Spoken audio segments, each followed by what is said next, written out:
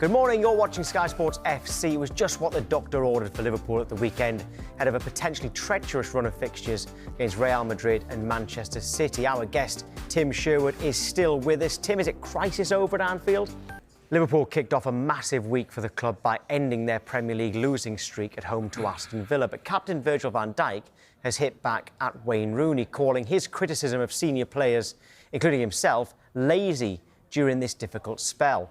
Liverpool had lost 6 of their previous 7 games heading into their game against Aston Villa, but a 2-0 win lifted them to 3rd in the Premier League ahead of their Champions League fixture against Real Madrid tomorrow night before a trip to Manchester City on Super Sunday. This is what Van Dijk told reporters after the game. "I didn't hear him last year. It doesn't hurt me just to come back to this particular player, obviously a legend, a big player of the game who inspired so many. I can say only positive things, but I feel that comment is just a bit of lazy criticism. It's easy to blame the older players, but he knows as well as anyone else that we do it together and we try to help each other to get out of this. There are so many platforms nowadays and everybody can say whatever they like and it gets blown up." Right, Tim Sherwood's with us until midday. You're a former Premier League winning captain, Tim. Is Van Dijk right to defend himself? Well, he's right. He can do what he wants. I mean, no one's telling Virgil what to do. We know he's a fantastic player and he has been part of the huge history of Liverpool already in his short time there. But when I said last week, when things are going bad and you've got an influx of new players, new manager largely as well, the new guys, especially the young ones, they're looking up to the leaders, and the leaders are Virgil van Dijk. They are Arne Slot, obviously, even though Virgil's got a load more experience than Arne Slot, and Mo Salah. And they're looking across in the dressing room and they say, lead us. You know, anyone can be a leader when you're winning every single week. It's the leaders who stand up when things are not going well. And that's where you need Virgil van Dijk. And look, it was a good result for them. They're back on track, you know, until the next defeat. I thought it was a poor performance. It was an uncharacteristic performance from Aston Villa. Yes, they could have been ahead in the game, but the reason I've criticised the performance is the manner of how they played the game. I mean, Arne Slot has come out publicly and said, we don't like long balls, we don't like long throws, we don't like teams sitting back against us on a low block. And they just give Liverpool exactly what they wanted. Martinez was playing out from the back more than I've ever seen him. He rolls the ball to Mo Salah to tap it into the net to give him a leg up. And they never played over the top of the press once. It was just incredible the way they went about it. I mean, what has he seen there? I love him. I think he's a wonderful goalkeeper, but you know, a player like Mo Salah, that sort of opportunity, and then that gets the crowd up, then you're up against it. Well, Liverpool, you know, played with a lot more confidence after that. They're used to going behind, especially very early in the game. You get a little bit of fortune there with Gravenberch's deflected shot. But they're back on track. They won't go away, Liverpool. I really believe that they will be there or thereabouts when their players start clicking. He went back to basics. It was as near as the squad what got him won the Premier League. Only 2 new signings. Yeah, exactly. Only 2 new signings. And if that's the way it's got to be, that's the way it's got to be. To give the guys who have come into the club, the new guys, that opportunity to settle in. If with Van Dijk, his levels this season, what have you thought of them? No, he's been below par, and I think he would have to admit that. I look at him as the leader. I think I always call him a Rolls Royce of a footballer. You know, but sometimes he lacks a little bit of urgency. And I think, you know, if you really sprinted back in there and you busted a gut with a few goals recently, I think he would have got there. He seems to play within himself because he is that good. Listen, I would never criticise him too harshly. I mean, the guy he's been a legend for the football club already. I think he's still got a big part to play in their future as well.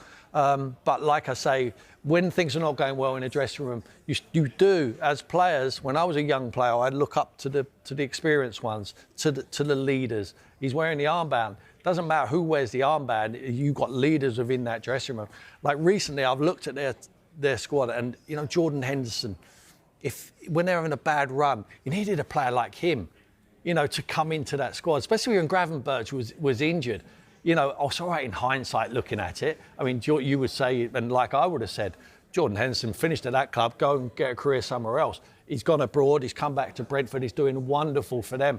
But the reason he's doing wonderful for them as well, he's leading the group. He is a born leader, that man. He's shown it in the past at Liverpool. And in the benefit of hindsight, if Liverpool, for not a fortune, to bring him back into the fold, before that bad run, I would have think he would have arrested that bad run a little bit before it come on top for him. But it's up to Virgil to step up. It's up to Mo Salah to step up. And they're going to get criticised. That is part and parcel of playing for the champions at one of the biggest clubs in England. Well, the bad run is certainly over for now. We were just joking there when we were saying kind of crisis over. But the next game is Real Madrid in the Champions League and then Manchester City away. I mean, it shows how vital it was to get those 3 points on Saturday. Yeah, but they've got it and now they're bouncing into that Real Madrid game. Be interested with Trent coming back there, you know, it's adding emotion to the game.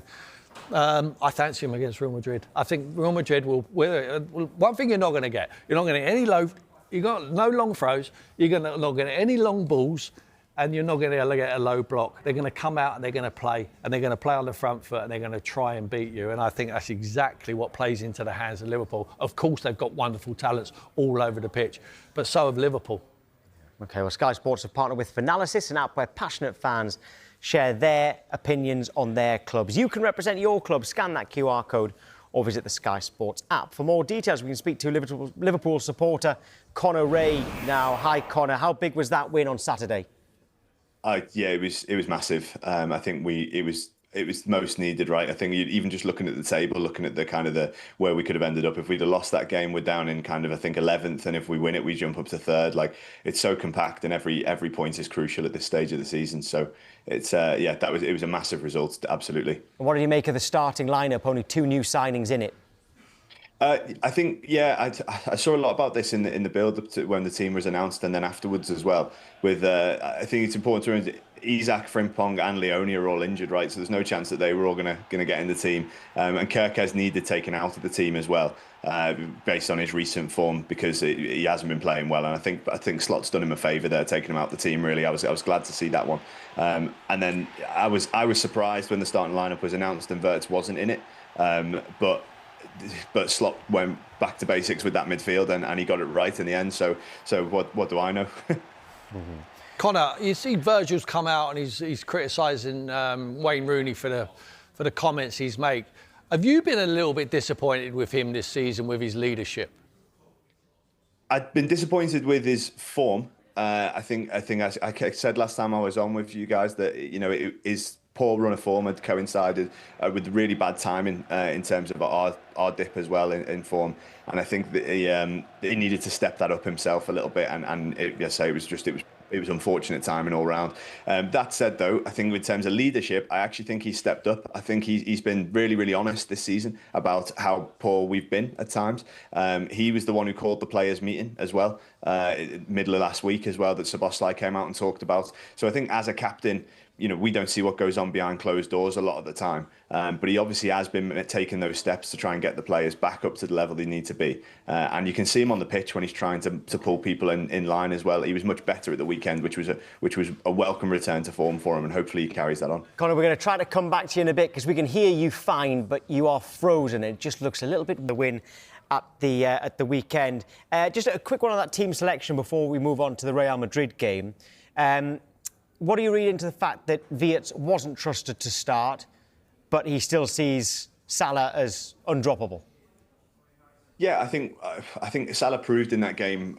You know, we've been asking for Salah to prove in a game for a little while now, for a few weeks now, why he should be undroppable, and thankfully he did in the Villa game. That was comfortably his best performance this season, so that was welcome to see. And I think, as I said before, the camera failed. Sorry about that.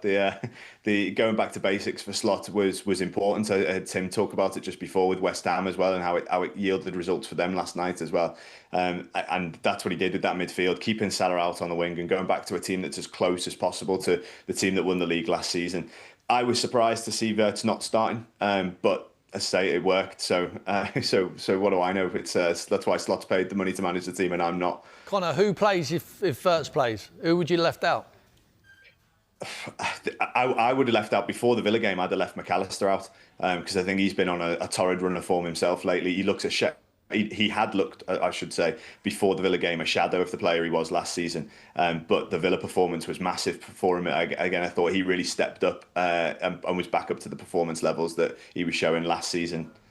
Absolutely. I think having Wirtz and Salah in the team that's a problem you try and approach when you're winning games, trying to bring them in and get them to play together and all the rest of it. When you're losing games and you've got to stop the rot, I think it's going back to basics. It's shoring up that midfield because they've been getting played through far too easy in the last few weeks. Yeah. And that's what we did, thankfully. Tim fancies you to beat Real Madrid tomorrow night, but of course it's the return of Trent Alexander-Arnold. I mean, do you agree that, how confident are you going into the game, but also what kind of reaction will Trent get?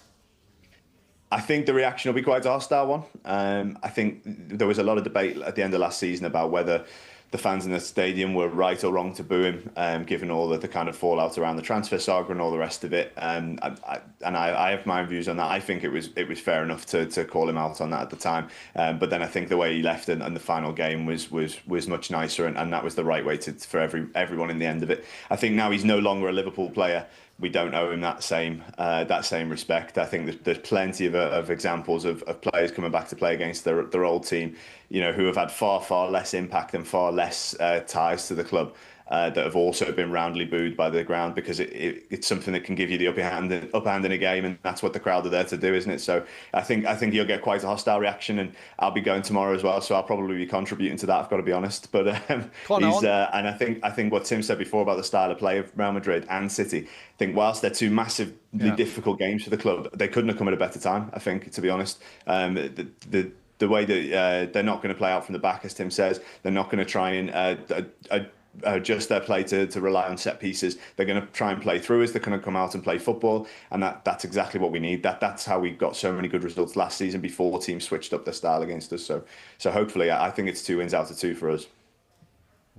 And in terms of, but the Man City one, they are actually quite, believe it or not, quite inconsistent compared to previous seasons. But still, I don't think there'll not be that many of you as confident as you are about that one. I can understand Real Madrid at home and for all the reasons that you've said, but Manchester City away?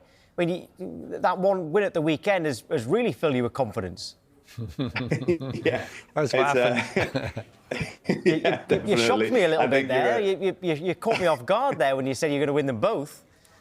Yeah, I mean, you're absolutely right, and there is a part of it that is wishful thinking, I'm sure. I'm on a massive high this week. The Villa game was the first game I got to watch with my new little boy. I became a dad for the first time, so maybe it's a bit of that and the lack of sleep that's contributing to my optimism as well. But no, I just think it suits us. I think if we do beat Real Madrid midweek, that's another huge confidence boost. As you say, City are inconsistent, and at the moment as well, I think they're really reliant on Haaland. So as long as Van Dijk can do the job and keep him quiet, which he has done previously against Haaland quite effectively, then if you stop him, then you stop Man City's goals. So I've got every faith, but yeah, maybe that's just me. Yeah, well, congratulations, Connor. Yeah, congratulations, mate. Congratulations. And if you look beyond this, because we were talking about this last week as well, that if you get through Villa, which you've won, Real Madrid, OK, that's a different competition, Manchester City away, then come back for the international break, you've got Forest at home, and this is just in the league, by the way, West Ham away, yes, OK, they won yesterday, but they're still struggling, Sunderland at home, Leeds away, then Brighton at home before you go to Tottenham away. That win against Villa could be the start of a good run if games were to be won on paper. Yeah, if only games could be won on paper. I think that's the... you would have looked at that at the start of the season, and you look at that at any point in the season with the team Liverpool have got, and you say that should be, 4 wins out of 4 for title chasing teams. I think the only problem we've got with that is, as we've talked about, we're going to see Forest come and play with a more defensive style of play, especially now with the change of manager and Dyche coming in. We know how he likes to approach games as well. Sean Dyche has frustrated us before as an opposition manager with various teams, and I think that'll be a harder game, potentially, a harder system to beat, although not a harder team to beat than Madrid and City are going to try and approach it, given our current struggles. And the same is then true throughout the rest of those fixtures as well. But I think, coming out of if we come out of this week, as I'm saying we will, with 2 wins out of 2, then I think we go into those games full of confidence. Connor, I think you will. I said last week you would go 10, 15 games without losing a game. I'm confident that it might be now. I mean, let's face it, mate. Last year the games were harder on paper than they was on the pitch. Yeah, that's true, especially for Slot as well. Like, Slot's first season as well. Like start of last season, nobody gave him nobody gave this squad much credit. Everybody had us finishing, top four or struggling to make top four. So yeah, I think there was Slot's talked about it himself as well, Tim. Right? He talked about the shift in the style of play that teams had around Christmas when they realised that Liverpool were capable of coming out and blowing teams away if you tried to play football against them. And then we saw in the second half of the season how we struggled a bit more with that low block and those long balls, all the things he's still talking about now. All right, Connor, best of luck. Thank you. Cheers. Thanks, guys. Liverpool returned to European action at Anfield with one of the season's most defining fixtures, a Champions League clash against Real Madrid. After ending their domestic slump with a 2-0 victory over Aston Villa, the Reds now face the ultimate test of consistency and composure. Arne Slot's side rediscovered defensive stability and attacking balance at the weekend, but against Madrid, the stakes and the tempo will be on a completely different level.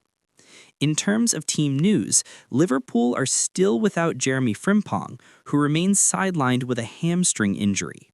Connor Bradley is expected to start at right back, which could be a key battleground against Vinícius Jr. Ryan Gravenberch, who scored against Aston Villa, is likely to retain his place in midfield alongside Alexis Mac Allister and Dominic Szoboszlai, while Mohamed Salah continues to lead the line after reaching 250 goals for the club. For Real Madrid, the major blow comes with the absence of Antonio Rudiger, ruled out with a long-term muscle injury. Carlo Ancelotti may pair Eder Militao and Nacho at center back, while Jude Bellingham remains the creative heartbeat of the Spanish Giants. Madrid arrive in outstanding form, having won 13 of their last 14 matches across all competitions. Arne Slot has spoken about the need for control and courage, two qualities that will define Liverpool's performance on the night. Against a side as ruthless as Real Madrid, mistakes in transition could be fatal, so maintaining compactness and precision in midfield will be vital. For Liverpool, this is more than just a European tie. It's a chance to measure progress and resilience after a difficult start to the season. A win would not only boost confidence, but could mark the beginning of a genuine resurgence under Slot. Anfield expects another famous European night, and Liverpool have a chance to make it one.